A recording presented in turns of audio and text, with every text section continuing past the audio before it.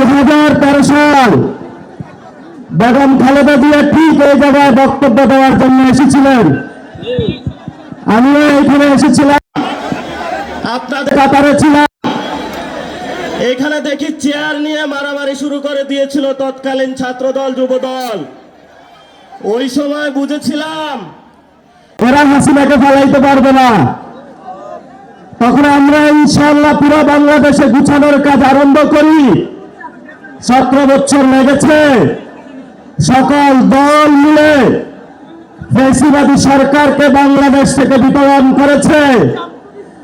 এখন আমরা শুনতে পাচ্ছি বাংলাদেশে নাকি আপা টুপ করে ঢুকে পড়বে। আমরা বাইচে থাকতে আপা আসতে পারবো? বাংলাদেশে যারা তরুণ প্রজন্ম রয়েছে, আপনারা সবাই ঐক্যবদ্ধ হন, বাসায় বাসায় যান।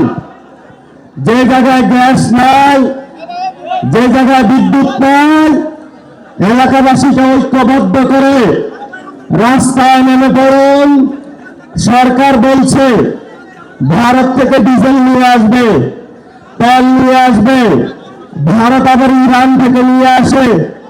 আমরা সরকারকে বলবো, সংসদে অনেক মিথ্যাচার করেছেন, জনগণের সামনে আপনাদের মুনাফিকি চরিত্র স্পষ্ট হয়ে পড়েছে।